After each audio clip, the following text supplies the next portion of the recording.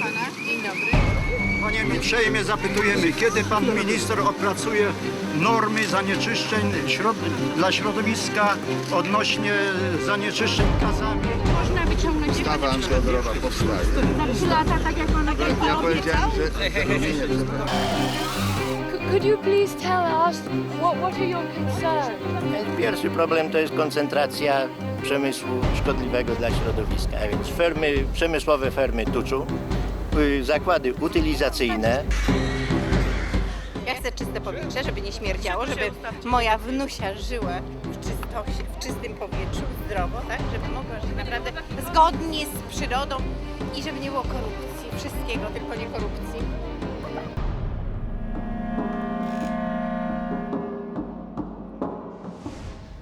I'm Tracy Worcester, and I've lived in the countryside most of my life. But whether it's in Britain or abroad, I've seen small family farms going bankrupt because of the arrival of giant factory farms. For years, I've campaigned against the destruction of rural livelihoods and to improve animal welfare. So these pigs have been foraging, getting rid of the bracken in a National Trust wood. This film is the story of my 4-year exploration into the global pig business. A journey which goes from the UK to the USA, South America, Poland and Romania, to find out where and how pork is produced, who wins and who loses. But you'll be lucky to find any of this information on the label. Thick pork sausages. But you can look everywhere on the packet. There is no indication where it comes from. Though you can buy high welfare pork in some UK supermarkets, if you want to pay less for your high welfare pork while paying your farmer a fair price and keeping your money in the local economy, it's best to go to your local farmer's market. They know the quality of the product because we have a direct relationship with our customers. If they don't like what we sell them, they'll come back next week and tell us. Oh, it's wonderful. It's marvelous. You should care.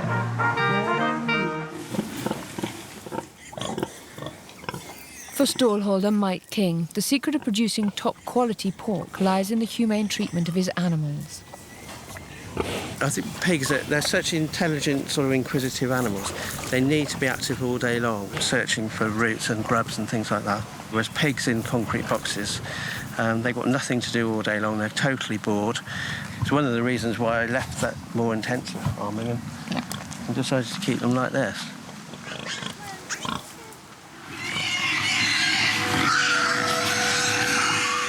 The intensive farming Mike referred to was pioneered in America, and it's the way most supermarket pork is produced.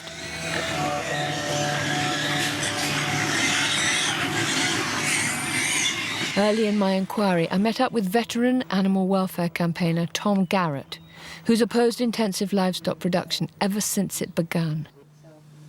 What we have, I think, is the application of industrial systems that were designed to build cars and build machines to living creatures. It's infinitely cruel in my mind, and no civilized society, whatever civilized society means, ought to countenance it. Sows, for example, are subjected to confinement in a very narrow cage, so narrow they can't even turn around during gestation.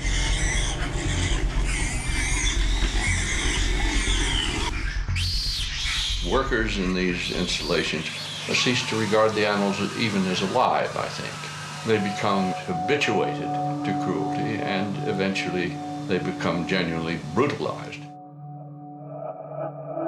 I believe such cruelty happens when pigs are seen not as animals, but as an industrial raw material. But the more I've looked into industrial farming, the more I've come to believe that it's bad for our food, our health, and the livelihoods of rural communities. America's industrial pig farmers copied the chicken industry by cramming thousands of animals into a confined space. There are sometimes as many as 10,000 pigs in buildings like this, their waste dropping through a slatted floor. I met Rick Dove, former lawyer and Army colonel turned fisherman, who campaigns for clean water in North Carolina, where there are hundreds of factory pig farms. It's the way they get rid of their waste that's really most problematic. The hogs dump their feces and urine on the floor. It goes under the hog house out to a lagoon. I mean, there's no beautiful women in bathing suits by any of these lagoons. But it goes out to the lagoon and then they slop it on the fields. And then it runs off into these drain pipes they have underneath the fields. It runs off into the ditches and it goes right down to our streams, creeks, and rivers. And it's full of nitrogen. It's basically untreated waste. There are 10 million hogs in this small area. And see, those 10 million hogs are producing more fecal waste each and every day than 100 million people. In 2003, when the US government introduced new controls on spraying pig waste, it was estimated that 80% of the farms in the USA at the time were in breach of the new regulations. And in 2004, a scientific study found that many older lagoons in North Carolina were leaking waste and contaminating the water table. It came out and tested my water, and in a couple of days, I got a letter telling me not to drink my water, don't bath in my water, don't cook with it. My feeling is if the big industrial producers, gosh, there's a whole bunch of them. I think Smithfield's the largest. But if all of these big guys who have industrialized this practice were made to pay the full cost of environmental protection and disposing of their waste, any family farmer in America, any family farmer in this world, I think, could outcompete them at the marketplace. One man who studied the scientific literature is Dr. David Wallinger. The risks that have been most studied are definitely the risk to people working inside the facility. And there is an extensive amount of science that really goes into some detail about how a pretty large percentage of the people working in these facilities, whether it's hogs or chickens, will come down with chronic sinus infections, asthma, bronchitis, and other respiratory diseases that are related to this mixture that they're breathing in. Y trabaja uno 12 días y descansa 2. Pues lo que me ha afectado son los ojos y luego pues a veces quiere dar vómito. Eso es todo lo que a mí me ha...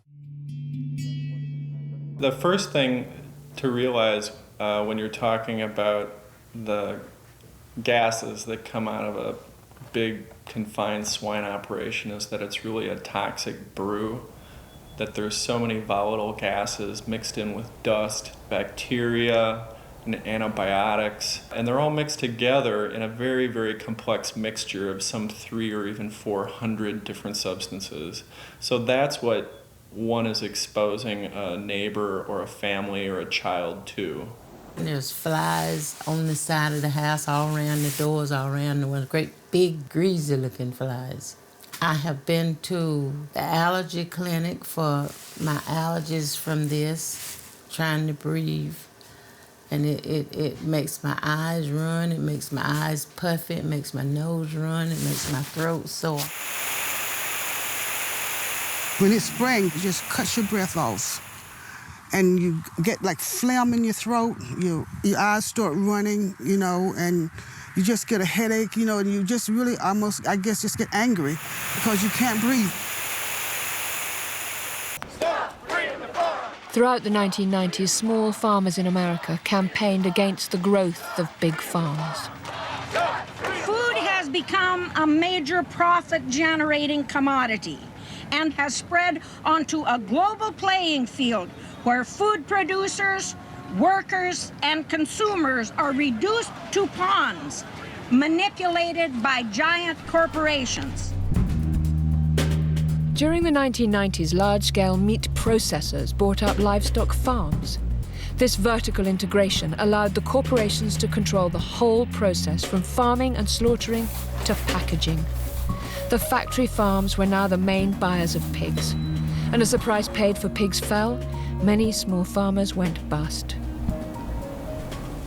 One survivor was Paul Sobocinski. They wanted to control the market, and they wanted to control about how livestock production was going to be raised, and they wanted to take more of the profits from production agriculture, take the profits the farmers made as independent producers and put them in their pocket.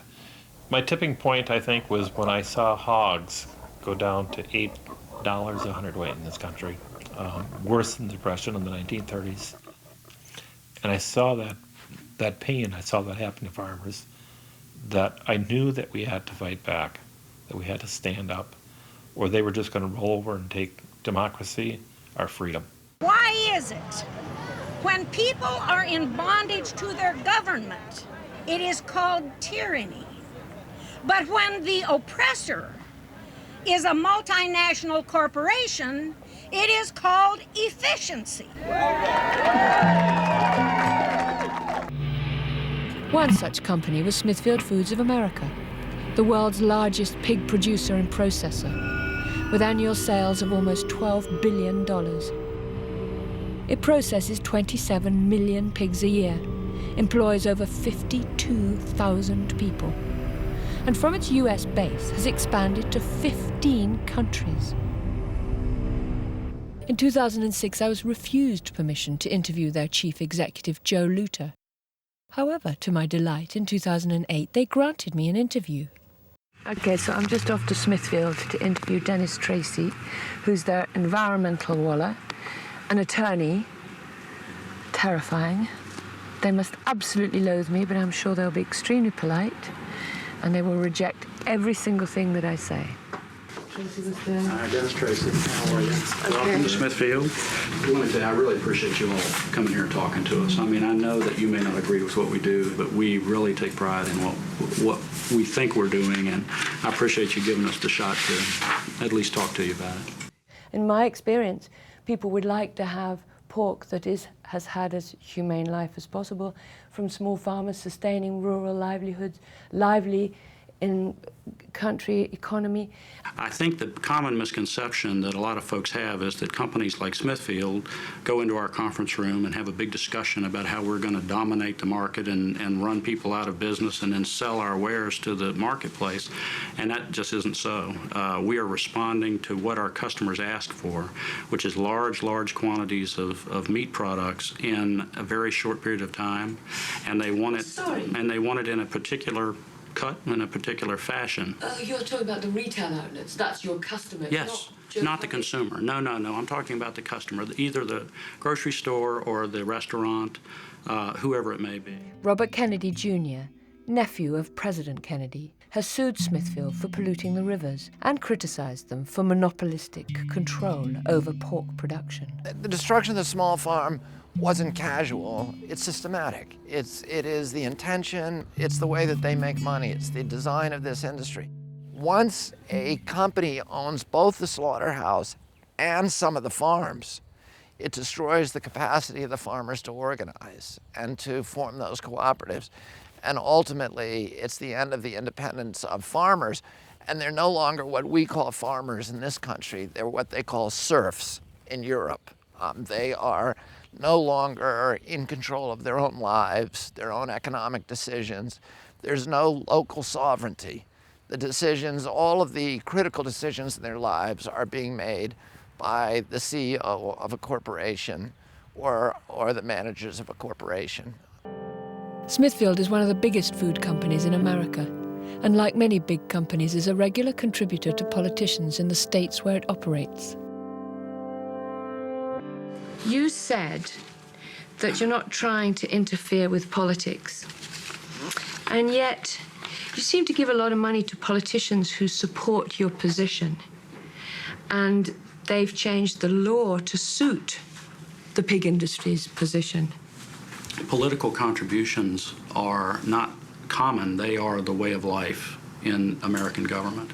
It's part of the American system, which is know your representative, make sure your representative knows not only you and your family, but your company and your business, so that as they make decisions, they're aware of the impact of the decisions they're making may have on that company or that community or that person. I think it would be, if you ask any politician here whether they have been purchased by Smithfield Foods, their answer would be no. One of the few members of Congress whose positions are not tainted by the influence of corporate money is Dennis Kucinich. The problem with the American democratic system at the moment is that there's overwhelming corporate influence. It influences almost every decision made in Washington. It influences that we have continuing war. It influences that Wall Street has extraordinary sway in Washington. It influences our energy policy, our tax policies. And only a constitutional amendment that would ban private money in public elections would save the country from drifting towards a type of fascism that is being visited upon us by large corporations who want government all to themselves. All of the great political leaders from the beginning of our national history have been warning the American public against the domination by corporate power. Teddy Roosevelt, who was a Republican, said that America would never be destroyed by a foreign enemy, but he warned that our political institutions would be subverted by malefactors of great wealth who would steal them from within. Abraham Lincoln, the greatest Republican in American history, said during the height of the Civil War, I have the South in front of me and I have the bankers behind me. And for my country, I fear the bankers more. And Franklin Roosevelt said during World War II that the domination of government by corporate power is, quote, the essence of fascism. And Benito Mussolini, who of course had an insider's view of that process, said essentially the same thing. He complained that fascism should not be called fascism, it should be called corporatism, because it was the merger of state and corporate power. Opposition from farmers and environmentalists to the growth of factory farming had considerable successes. In 2001, North Carolina banned processors from buying livestock farms, and also banned new-build factory farms from installing the lagoon and spray system. Around this time, many agribusinesses started to look abroad. Smithfield turned their attention to countries destined to join the EU, namely Poland and then Romania, where land and former state farms were relatively cheap, labour costs low, and regulations poorly enforced. In Poland, Smithfield bought the former state-owned slaughterhouse, Animex, followed by 21 state farms. Its managing director explained why. We are in the farming business because we want to make money on it, yeah? And we believe that this has a great future. First of all, we are by far the biggest farmers in Poland. Secondly, we believe that Poland is a great opportunity for let's say, a foothold to get into the European market. In Poland, the arrival of big foreign factory farms coincided with a change in the law, which reclassified the definition of pig feces from sewage to fertilizer. This enabled the farms to use spraying techniques like this, common in America. In 2003, Robert Kennedy Jr. went to Poland to warn them of the dangers of the American style of industrial pig farming. I feel the responsibility to come here and warn Poland that they're going to try to get away with something in Poland that people in the United States now recognize is a catastrophe. The arrival of factory farming in Poland was controversial. The Polish Senate's Agricultural and Environmental Committee held a hearing to investigate it.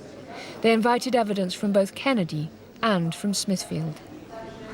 Adopting the Polish system of production to meet these challenges requires capital inputs for the upgrade and modernization of both farms and plants.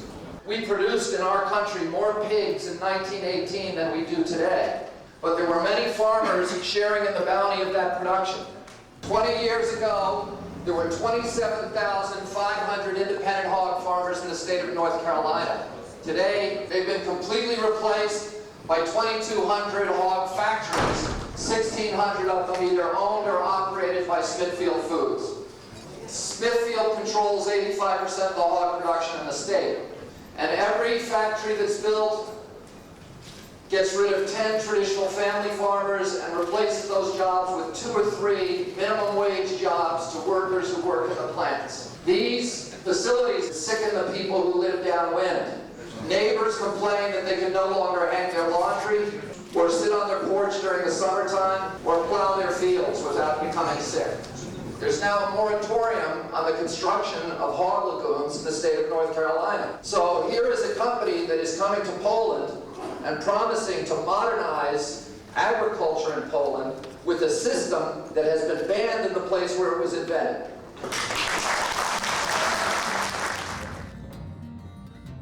In the same year that Kennedy visited Poland, a government report was published which showed that all 14 Smithfield farms inspected had violated environmental, construction, health and veterinary regulations by failing to dispose of the waste, failing to look after their employees' health and safety, and the improper storage of dead animals. As in all companies in the world, we are making mistakes, but we are not, we are correcting the mistakes as soon as we make them. In 2004, I decided to go to Poland to see the impact of the new foreign factory farms and the lagoon and spray system on the Polish environment, rural life, and the quality of its food, which was destined for consumers all over Europe. I started in northwest Pomerania, where there are a large number of farms that used to be owned by the Polish state. In Boszkowo, I heard locals' complaints of what happened to children who'd swum in the nearby lake. No takie normalnie po prostu takie jako odwrócenie czy coś takiego. Czerwone się robi, bo nic drapie się i to po prostu... Red skin, they got red skin. Nie ma tak jak było powiedzmy nawet 2 lata temu, gdzie się łowiło ryby i było zielsko, tak w tej chwili nie ma. Ryby nie tak. Ona dosłownie dzień leży. Za 2 godziny ona już jest nie do brania. Ona się po prostu rozchodzi. Śmierć ryba.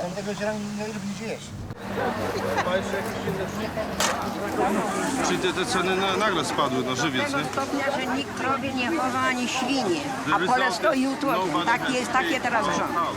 To jeszcze, my to jeszcze, ale teraz te nasze dzieci, to nie wiem co będzie. What will happen without children? Roboty nie ma nigdzie. No job. Wszystko bez robocie i te dzieci chodzą, muszą kraść. No, wszystko chodzi i roboty nie ma nigdzie.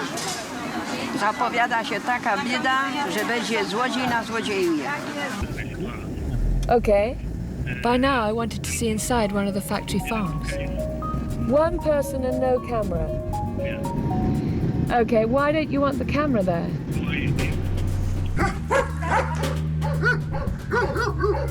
I'd like her to follow and take a picture of the pigs inside the ventilation shaft. You from there, will you? Yeah, quickly before anybody comes. Unable to get an authorised picture of conditions inside any of Smithfield's Polish farms, a broken air vent was an inviting opportunity. The barren, slatted floor prevents the application of straw, and so deprives the pigs of their natural rooting behaviour, and allows the toxic gases from the biodegrading faeces below to sicken the pigs, workers and neighbours. Co Państwa tak interesuje tutaj? I think we should skedaddle. Shall I run with that? Where? Well, we don't want them to take our camera. Let's go. Let's leave. I wasn't allowed to film inside a farm, but I was granted an interview with the Smithfield manager, and I asked him what he thought of complaints from local people of illnesses from the farm's activities. I can understand that smell, but we are not aware about any illness or sicknesses of local people. If this is harmful, probably our employees who work with pigs, they should be dead already. Though I wasn't able to film inside a factory farm, after a tip-off, in 2005 an undercover team from Compassion in World Farming filmed at a Smithfield farm, showing what was in the stinking cesspit they called a lagoon.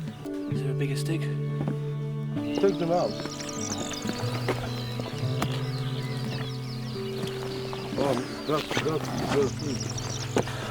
Smithfield responded to these pictures by saying it was physically impossible for dead pigs to get into the lagoon, and they would never tolerate disposing of them in this way.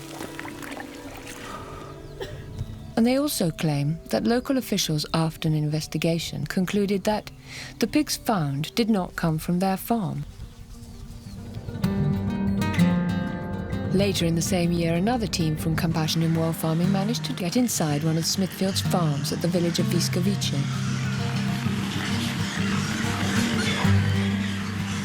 Pigs in factory farms are usually raised on bare slats, but even on straw they don't look healthy. some really lame ones in there as well.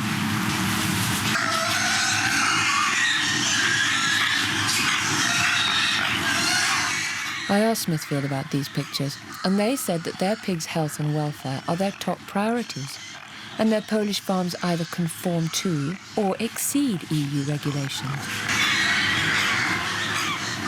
Although I've asked them twice, with regard to these particular pictures, they say that the allegations and the events described are absolutely false. Richard Young is a livestock farmer and leading expert on the effects of the overuse of antibiotics in industrial farming. One of the big weaknesses of the system is a heavy dependence on antibiotics and the fact that that causes infections which can spread from animals to humans, such as Salmonella, E-coli, Campylobacter, and even MRSA. And in the Netherlands, for example, where the most research has been undertaken, 40% of their pigs are carrying a strain of MRSA that can pass to humans. It's been spread rapidly on the pig farms because the antibiotics that are being put in the pig feed are actually selecting for it. That means they kill off the other bacteria which might provide some natural competition, but they don't kill off the MRSA because the MRSA is resistant. Meat which may appear very cheap is in fact very, very expensive, and in some cases that could be at the cost of our own lives. We haven't had a new type of antibiotic, a new class of antibiotics for more than a decade now, and it's very difficult to see that we're going to find new antibiotics that would have the same effect as ones that we've had in the past, such as penicillin, which has saved millions of lives down the years. There just isn't that level of research into finding new agents. So I think we have to be more careful with the ones that we have now and how we're forcing the evolution of these strains, such as these MRSA strains, to become increasingly resistant to the antibiotics that we have, because there won't be anything left in the cupboard in a few decades down the line, which may really point to a less intensified system of farming where body mass increases are not the prime driver. It's not all economics, and we are having a long view in terms of human health. The next year, 2006, I was back in Wisłowice after I heard about a campaign by local people against the pig farm, which is right next to the village primary school. In North Carolina, you couldn't put 250 pigs within 750 meters of a school, but here there are 12,000 pigs. Szkoła jest oddalona od fermy około 150 do 200 metrów i najbliższym jest obiektem właśnie od tej fermy i te dzieci często właśnie miały jakieś katary, jakieś łzawienie ucz, jakieś choroby alergiczne nawet. Jak zaczęły się żniwa, to nie mogliśmy otwierać okien i wychodzić na przerwy. Wszyscy się źle czuli, jak wracali do domu. There was a scientific study of the impact of the odours from the Wisłowice farm done 3 years earlier by Dr. Zbigniew Halet, an epidemiologist who had been Deputy Minister for Health and Chief Sanitary Inspector in 3 separate governments. We found that those who live in closer distance from this meat factory suffer more from headaches, from sneezing, from stuffed nose, from running eyes, burning eyes, from neurological, respiratory and intestinal diseases, just because of being so much exposed to the noxious gases. Well, there's a lot of problems with polluted water systems. People who live very, very near the factory farms that you now own, that are suffering from respiratory problems, asthma, dizziness, vomiting. I don't know about that. I'm here in the U.S. I have been to Poland on numerous occasions. I have met with various officials. I am unaware of anybody with that specific malady. I'm sure you can find someone who believes that they are harmed by most anything, and I don't disparage them.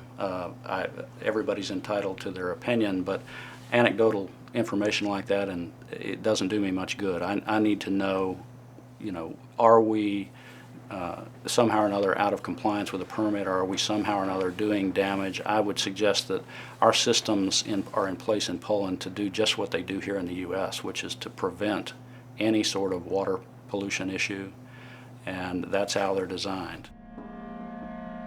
10 years of Smithfield activities in Poland has shown the Agriculture Minister for the Law and Justice Party the true cost of intensive pig farming. Wiele ferm funkcjonuje skażając środowisko, produkując żywność kiepskiej jakości, nie respektując przepisów weterynaryjnych, sanitarnych, dobrostanu zwierząt i tylko dzięki temu są względnie konkurencyjne. Polskie prawo musi być poprawione w tym względzie i precyzyjnie, zdecydowanie respektowane. So it seems that economic development is not being determined by the needs of people, but by the need for companies to grow and compete in the global market. And believe it or not, you and I are helping to fund this. The European Bank for Reconstruction and Development, which is funded by governments, lent Smithfield $25 million to facilitate another $75 million from private banks. Smithfield benefited from a $100 million loan that was organized by the European Bank for Reconstruction and Development. This is taxpayers' money that's being applied to the expansion of Smithfield. We have a mandate, and this mandate is to promote transition in the former communist countries. We are not driven only by financial profit, but because we are driven by trying to set the way, basically trying to have a catalyst effect. And in that way, bring along with us then the private banks. The whole mission of the European Bank has been to industrialize Central and Eastern European agriculture. No question about that, and that has the effect of pushing out small farmers and independent farmers, and also the effect of opening it up to take over by foreign corporations. Polish agriculture at the moment is not productive enough. Small farms are too small to be competitive. And this is a fairly successful company that potentially will be able not only to provide products to the consumers in Poland at adequate quality and prices, but also to export from Poland the products to the rest of Europe. So the European Bank for Reconstruction and Development has government officials from 60 countries on its board. So it sets the development pattern. But for who? For you and I, the electorate, the consumer, or for giant corporations and the private banks that invest in them? I moim zdaniem to jest również przejaw pewnej nieuczciwej konkurencji w stosunkach międzynarodowych. Polscy rolnicy produkujący żywność znacznie wyższej jakości, lepsze, mają o wiele większe problemy i trudności z dostępem do łatwych, tanich kredytów na rozwój swoich gospodarstw, czyli tu konkurencja nie jest równoprawna. Śmiem twierdzić, że ta konkurencja jest konkurencją zaburzoną. So this taxpayer-funded restructuring and modernization effectively means the end to family farming, which produces good animal husbandry, good quality food, satisfying work, and protects the environment. Górę i potem tu w tym śrutowniku się mieszalnika i jest swoja pasza, nie? To znaczy śruty, pszenicy, żyta, zmieszanych różnych. Potem się dodaje czy ziemniaki, czy zielone. W zależności od pory roku, co wytworzymy na tym gospodarstwie. To są naturalny sposób karmienia świń.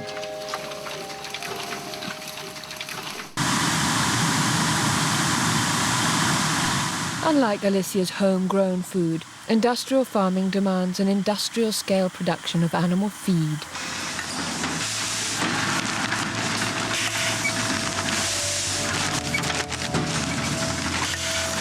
You have to be competitive, and I don't think you can really be competitive on a small farm producing your local feed in a way your grandfather has been doing, and still being able to produce it in a competitive way to the big companies like ours. Cargill is one of the world's biggest suppliers of pig feed, one of the main ingredients of which is soya, and much of this comes from South America. including the Amazon rainforest. Here, as in Poland, small farmers pay the price of industrialization, provoking widespread protest.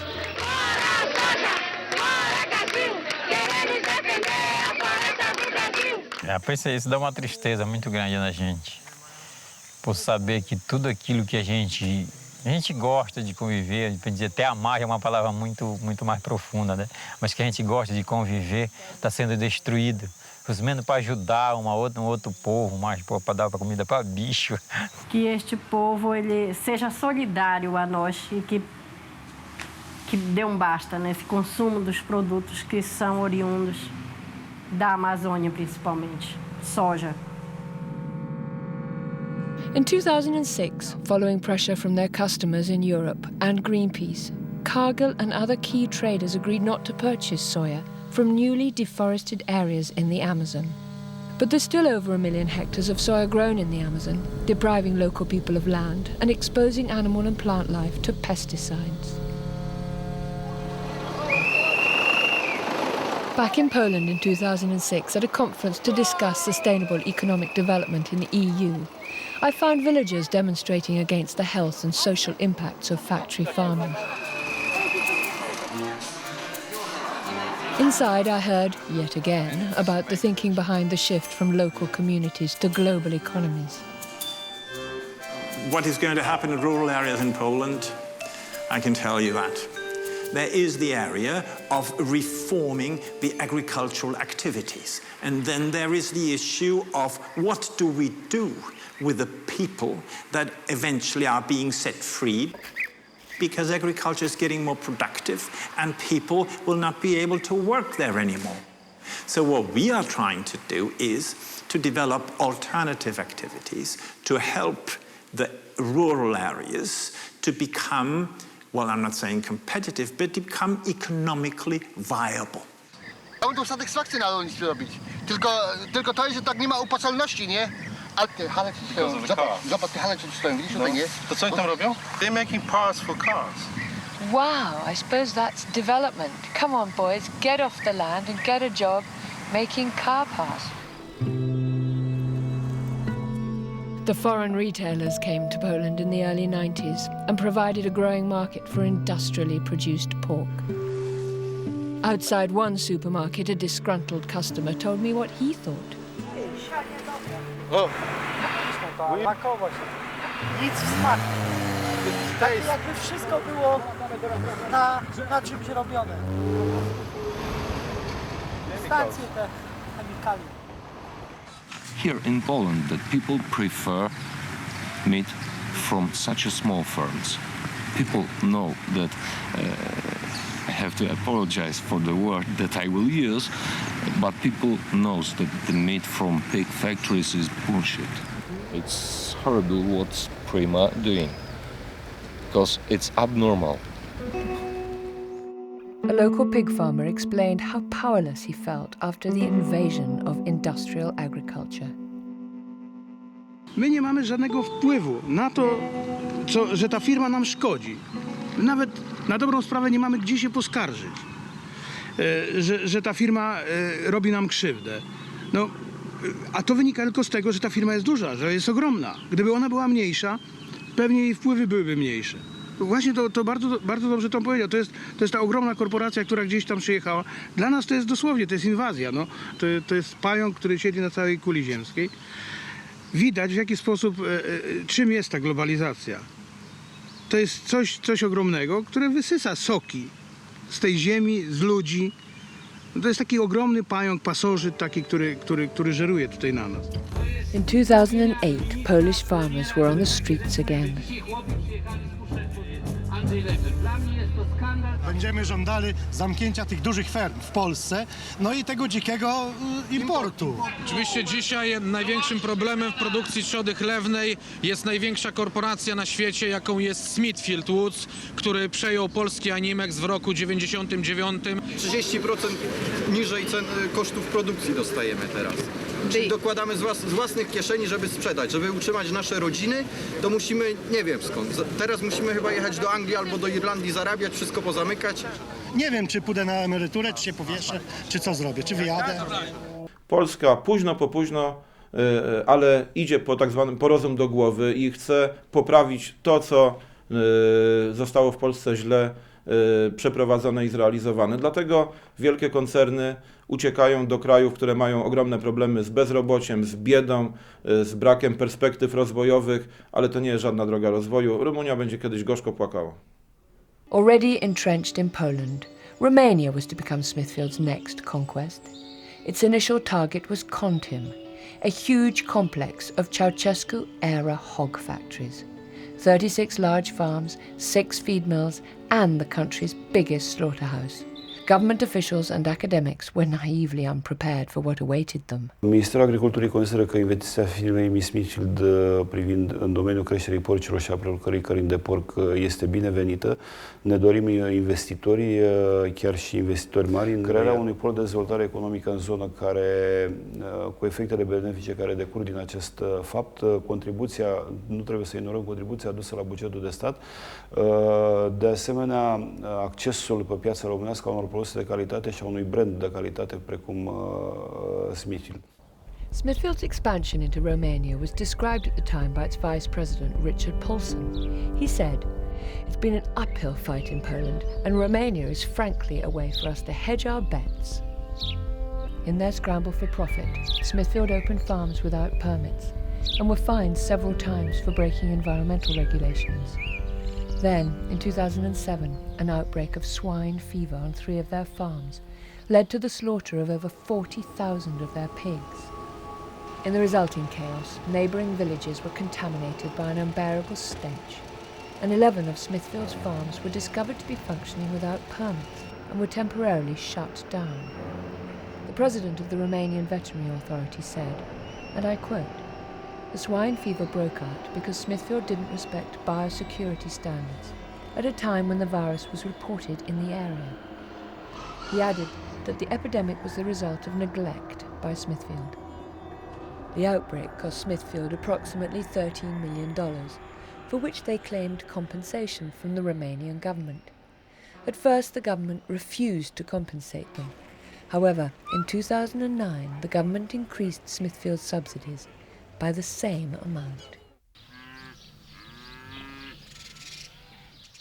Although 1/3 of Romanians are still involved in agriculture, family farms like Nicolae's are under threat from the arrival of agri-industries like Smithfield.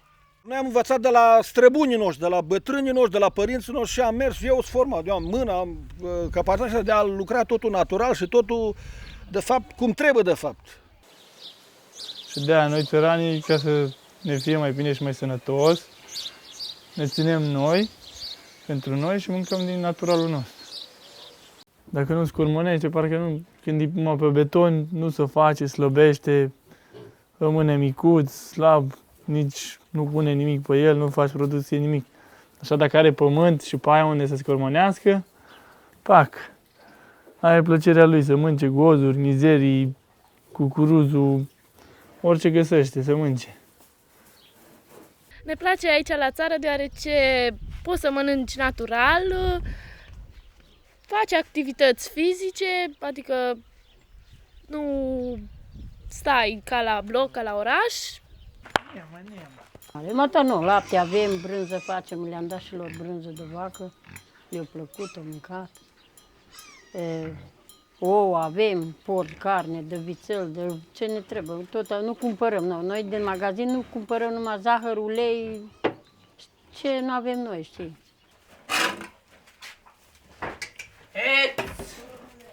Nu afară! S-a închis că vin găinile. În bucătărie, în feluri de mâncări, fel și fel de mâncări facem. Nu e grea viața la noi. Acum și avem castraveți, roșii, ardei, noi nu cumpărăm în sezon de vară. Bulionul facem noi, tot noi. Cartofi noi avem de la noi deja. Acum și avem fasole. Nicolae is one of the villages who suffer from the pollution caused by the disposal of vast quantities of pig waste. De la Smithfield, așa am auzit noi, ori aruncat aici în ăsta, ori dat drumul la resturile alea de la porți și ori infectat apa, ori Au fost nu la poliție, la ăștia cu mediu, cu protecția mediului înconjurător, au fost și s-au făcut reclamații. Și de moment s-au luat măsuri și după aia nu s-au mai luat. Iar au poluat. Iar au dat drumul la mizeria aia de nou de la Conti. Și distruge fauna, bineînțeles, distruge păsări, distruge pești, tot ce e viu, propriu zis, se infectează cu mizeria aia. Poate de multe ori ne certau părinții ca să nu mai venim să facem baie, dar noi tot, ne era drag, că nu era chiar așa murdară apa. După un timp am realizat că e chiar murdară și ne putem îmbolnăvi, să facem boli pe piel și nu mai prea am venit. Da, alții chiar s-au îmbolnăvit, au apărut multe pete pe ei, trebuie să meargă la doctor, să le dea tratamente și... Though Smithfield Foods refused to give me an interview, they did write responses to my questions. Smithfield said, "Pig manure is collected and stored in slurry tanks. It is then used as a natural fertilizer by injecting it 40 centimeters deep into agricultural land.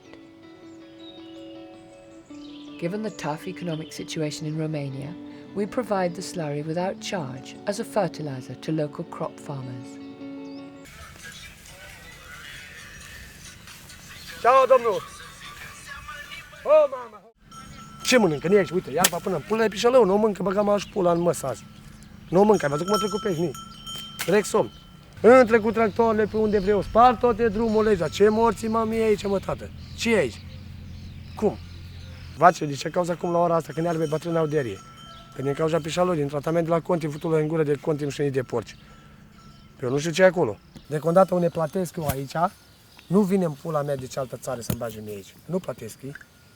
Vacile când măr seara acasă, măr scoabe. Măr scoabe. De foame și de însătate. Apa iară tot, pișalău să duce în canale. Apa asta e la fântână de unde dracu vine. Până nu, dacă cu pișalău, de aici am băut apă. Dar acum mă mai poți bea? Tot în gură când îți bagi nasul, deci în fântână te intoxică. Nu ai pișalău. Păi știi câte cisterne de pișalău băgat aici? Aș pun la măsă la când vine câte 40-50 de cisterne pe zi. Și toată primăvara au zis. Toată primăvara au zis. Până ce le-am spus eu. Dar nu puteam anul trecut, că lucram în construcție aici la Tibi, la cumnatul, la cășile alea, nu puteam. Când intra cu cisterne, de ce l-am luat aerul? Sufla vânt așa, când dădea cu pișalău ala, salut. Te intoxica. Gândești că ești drogat. Adică aceste probleme sunt, nu le putem ignora, trebuie să găsim soluții pe care să implementăm. O parte din soluții există. Ele pot fi implementate, problema este dacă se vrea așa ceva. After hearing all these complaints, I met with the mayor of Obad village, but he wouldn't speak to us on camera. We went to visit Chennai, another village suffering the effects of a neighbouring Smithfield factory farm. Acum a venit așa de vreo 3-4 ani. Cumpărat și acum ei au venit și au vreo, nu știu, 40-50.000 de porci aici. Miros, greu. Nu poți să lași un geam deschis, nu poți. Și dimineața și seara. Reclamăm sus la județ, la Timișoara, dar nimeni nu. Mereu miroase și curge ochii, curge nasul, curge... Nu poți, trebuie să închizi geamul, spui. Geamul, să nu intre miros, să nu intre. Cine are copii mici, nu e așa numai. Dar nimeni nu poate să le face nimic. Ești domn mare, boier. În ceea ce privește mirosul, în ceea ce privește probleme legate de miros, vor exista și sunt. Dacă se respectă cerințele vis-a-vis de distanța minimă și direcția vântului dominant, se vor putea reduce. Concret, porci bolnavi da, oameni bolnavi da, apă uzată da, apă poluată da. Smithfield's response was, 2 or 3 times a year neighbours have registered complaints with the local environmental agency, resulting in an inspection of the relevant farm. Each such inspection has shown that our farm is in compliance with its pollution control permit and employing best agricultural techniques. Aici e ferma Smithfield și aici stau eu, la 500 de metri. Și dincolo e biserica ortodoxă. Școala e tot vecin cu ferma Smithfield, nu se pot aerisi în clase, e foarte toxic, nu poate să învețe cum trebuie, se îmbolnăvesc de plămâni, de tot satul se plânge de mirosul ăsta împuțit, dar n-are curaj nimeni să vorbească nimic, că le frică că li se întâmplă ceva și vin de la Smithfield și le spune trebuie să vă vinde satul să ne cumpărați pe noi. Că ăsta au fost lozinca unui director. Când a venit să dea agenți la copii, că zice, noi vă dăm cum puteți să spuneți ca să ieșim. Asta am auzit și eu când profesorii i-au luat. Că ce ne duce genți, mai bine să se mute cu firma de aici. Dar când ți se spune așa ceva, ce să mai zici? N-ai cui să spui. Și atunci, sigur că noi nu că nu ne convine nouă, nu convine la niciunul, să nu poți să lăsa o haină afară. Dacă noi spălăm și plecăm undeva, trebuie să venim să le luăm din nou să spălăm hainele. Cui ar conveni lucrul ăsta? Tot satul știe, tot satul vorbește, dar le frică că ei s-au de mai mers pe undeva și atunci le frică. Dar eu vă spun că sunt și bătrână și nu are ce să-mi facă. Smithfield wrote to me saying, "We also planted tree barriers and we have production procedures to avoid odor that may affect the villagers." Aici funcționează. E clar că după norme și standarde ar fi trebuit să fie la o distanță, cel puțin 500 de metri de o cale de acces, de un drum, de o cale ferată și la 1000 de metri de orice așezare. Pentru că la un moment dat în Consiliul Local li s-a refuzat acordarea funcționării. Dar consultând un jurist, ne-au spus, nu aveți niciun drept să-i opriți. Ei corespund după toate normele și standardele, asta e. Și-a aruncat acolo pișolău, la noi în spate. Deci fix cum e casa mea în spate. E bega și în spate, acolo a aruncat pișolău. Deci și s-a aruncat și porci morți acolo în bega. Îi aruncă aici pe izlas. Uite că a făcut să meargă amândoi. Deci, uita, mărtăciuni, aruncă de toate. L-am făcut să meargă. Urina le aruncă. Peste tot, deci nu poți să stai noapte în casă. Dezastru în România. Da. Dezastru. Una dintre principalele obiective care revin Ministerului pentru anul următor sunt sprijinirea transformării gospodărilor țărănești în ferme cu caracter comercial, viabile pe piață, sprijinirea valorificării producției agricole prin măsuri de piață. Trăim într-o economie globalizată și afacerile merg de la mic către mare. Leaving small farmers to the mercy of the so-called free market has resulted in 90% of pig farms going out of business between 2003 and 2010. Asta ar trebui să fie un magazin unde poți să produci, să-l dai tu, că tu crești acum. Eu am 5 bucăți, nu le tai toate, dau unul la băiat, unul tai eu, că nu suntem și noi în vârstă, că avem și animale, și pui și ciurci și așa mai departe. Și servim tot așa. Și restul, 1-2, ca și tu să vin, că să poți să trăiești, dar n-ai unde. Aștept să vină unul și altul și atunci, știi cum este. Cum să spun, o unitate așa, care preia, care ăsta tot, să-ți preia porumbul, să-ți ia grâul care are. Și crescători de porci. Înainte erau mai mulți pentru că era o mai mare libertate în a vinde animalele vii. Acum, de când suntem în Uniunea Europeană, sunt niște condiții mai restrictive și atunci multă lume a renunțat în a mai crește porci. I was scheduled to have an interview at the Romanian Ministry of Agriculture to ask if it was a deliberate and ongoing policy to get rid of small-scale farmers, but they cancelled. So instead I asked Henk Hobbelink, who has studied the impact of economic colonization on farmers across the world. The destruction, the unmantling of integrated farming systems, where everything is produced on the farm and the inputs needed on the farm are produced on the farm as well, has happened in a conscious and planned way in Europe, directed through the common agriculture policy created in Brussels, and the mechanisms that were used were subsidies oriented towards the biggest farms and the corporations who benefit from this new system, and through the destruction and the undermining the destruction of peasantry or small farming systems in Europe. We have, for example, calculated that in the case of Romania, 7% of the agricultural land of the country has already been sold off or leased off to foreign investors who come from outside. Most of them are banks, investment funds, hedge funds, speculators, etc., etc. Some of them are agribusiness. They all come with a clear idea, not so much to produce, to help Romania, in this case, to produce its food. They come in with a business mind, of course, they are corporations.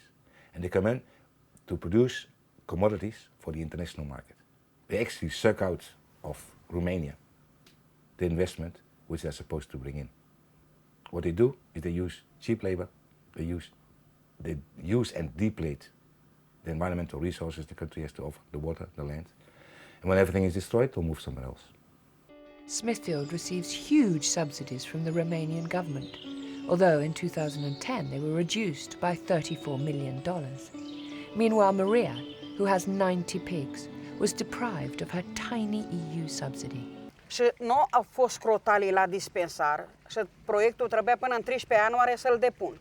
Și dacă nu a fost crotalii la dispensar să vină să ne crotalează, nu ne-a putut da domnul doctor adeverința. Cum că eu am 90 de porci, să poți face proiectul. Și o să mai pune a doilea proiect în iunie. Să încep, dacă aduc crotalii, că deci eu nu fac mărșăvenii, că eu cu adevărat sunt crescător și am. La ora actuală nu mă întârg, am vândut. Nu mă întârg, pentru că nu sunt abatoare și din astea de desfacere ca să ajunge să-i predai. Deci nu este aici în jurul nostru. Nu este. Deci nu mă întârg, am vândut în piață, cum să zice, la obor sau cum să spune. Acum nu mai se duce la unguri, se aduce carcasă. Care nu mai este bună noastră în România. Și gata, cu totul că noastră e mai bună. E mult mai bună, dar nu știu, cred că politic sau nu știu. Nu putem ști, nu ne-a spus nimeni, nu ne-a dat niciun răspuns. Schimbarea trebuie să se schimbe cum a fost odată. România a fost o țară foarte bogată și să știe asta. Eu am fost foarte supărată că eu am avut un abator foarte frumos, pus la punct, standardele europene, ca până la urmă, vezi, Doamne, că nu mai am voie să-mi tai porcul meu. Firmele, pentru că acum asta este greu la noi în țară, pentru că până nu a venit acum legea Uniunii Europene, foarte multe abatoare la noi private, mici, abatoare mici, s-au fost închise, s-au desfințat. S-au desfințat pentru că n-au primit autorizație de mediu, n-au primit anumite autorizații și au fost tot timpul controle pe ei, amendat și au dat faliment. Pentru că acolo, la acești abatoare astea mici private care au fost, acolo țăranul își vindea și el produsul. Și cum îi ținem noi așa natural, nici nu se fac așa, deci consum mult cu ei, că nu se fac în 3-4 luni de zile, ca și când le dai concentrat. Deci tu când îi ții numai absolut cu mâncare sănătoasă, naturală, nu se fac așa repede. Deci de-aia nu ai niciun câștig în ei. Pe vremea lui Ceaușescu m-a felicitat și m-a pus în ziar. Că țineam post și băgam, aveam unde se bag. Pe cuvântul meu. Am avut 7 copii, domnul atunci. Și am fost pusă la ziar. Că țineam porci și îi băgam la oraca, cum se zicea pe vremurile. Și întotdeauna de pe porci ne-am făcut un pic de căsuță, o mașinuță, ce ne-a luat? Pusă la ziar am pus. Ar fi bine să se ție că ar mânca oamenii mâncare sănătoasă. Ar mânca lumea o mâncare sănătoasă. Tineretul din ziua de astăzi, care nu și-ar fi făcut o mică fermă? Toți și-ar fi făcut, că sunt tineri, săraci care poate nu mai sunt șomeri. Și-ar fi făcut, și-ar fi luat 2-3 băcuțe, și-ar fi investit, ar fi luat niște pământ. Nu. Și unde ajung copiii tineretul care acum de 10-15 ani, de 15 ani, ajung și cresc mare de vârsta de 30 de ani. Unde vor lucra? Ce vor face? Vor fi slugi la străini? Mergi în străinătate și muncești și nu-ți dă salar sau nu-ți dai și muncești de ce pleacă toți oamenii inteligenți? Oamenii cu studii, oamenii cu facultăți pleacă dincolo. În loc să-i ținem aici, să dezvoltăm țara asta, că e frumoasă, avem o climă extraordinară, un peisaj frumos. So this development doesn't create employment. What it is, it destroys employment. It destroys local livelihoods.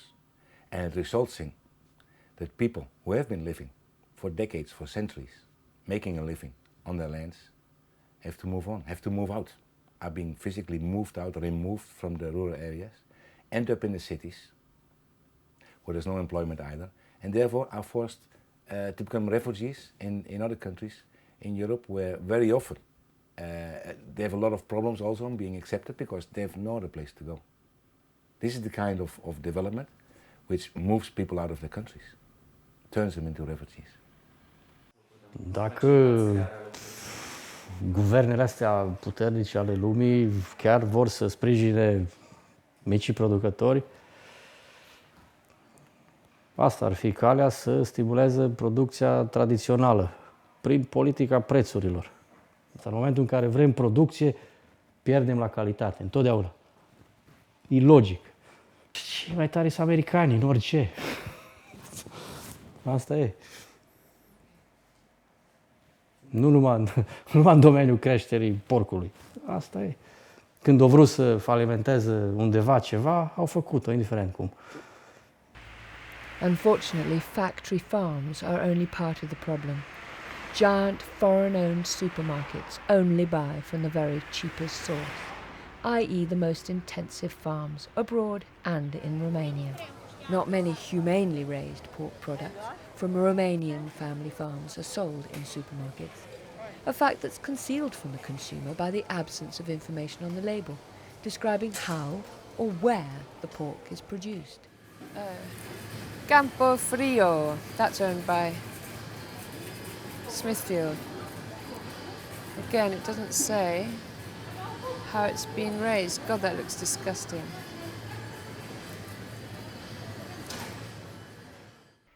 Just as pigs have been taken off the land and crammed into sheds, the so-called free market system has pushed skilled family farmers off the land and into the cities or abroad to seek a job serving distant markets. As low-paid labour and consumers of low-quality goods, they've become engines of the growth economy controlled by a few transnational corporations. The profits from pig farming that once went to millions of small-scale Romanian farmers are now going into the pockets of a few corporate executive officers and their shareholders. Fortunately for consumers, there are shops and markets selling their traditional pork produce. Deci sunt puțin mai scumpe decât în altă parte, da. Sunt puțin mai scumpe, dar nu sunt diluate. Și atunci ajung pe cost-preț calitate, consider că e mai ieftin aici decât să cumpări de la magazin. Noi cumpărăm, nu reușim să creștem toți porcii care se creștem noi toți natural și cumpărăm de la țărani, de la un vecin, de la satele vecine. De exemplu, vara stau pe câmp libere, dar seara vin înăuntru, mănâncă urzici, mănâncă multe vara, le dăm porumb, crescute are tot așa. În mod tradițional nu se crește cu concentrate, de când diminusă de concentrate. El se crește natural, cu lătură, cu iarbă vara, cu zăr de la... Zărul rămâne de la lapte și se dă zărul în loc de apă. Noi facem cam pe zi, cam 800-900 de kg numai de zăr. Vă dați seama, se adună zăr. Și ăla trebuie consumat la porci. I would prefer that our food policies are decided locally, but unfortunately they're not even decided nationally. They're decided in the European Parliament here by our MEPs.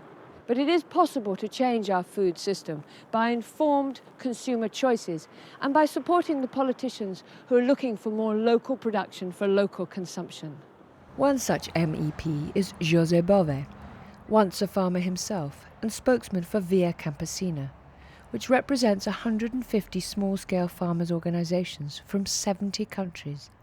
He's now battling for farmers' rights in the European Parliament. Qu'on stoppe la concentration et qu'on intègre à la fois le bien-être animal, la question de la santé, la question environnementale à l'intérieur de ce système de production. Si cela est intégré dans le système de production, ce type d'ateliers gigantesques industriels ne pourront pas continuer. Donc il faudra interdire de manière claire l'élevage industriel concentrationnaire à l'intérieur de l'Europe. Part of the puzzle is that people buy locally. That is a very potent form of activism, to say to the Walmarts of the world, we're not going to buy from you. We're going to buy in the local farmers market. You also need to sue the polluters. You need to demand your government enforce the law against them.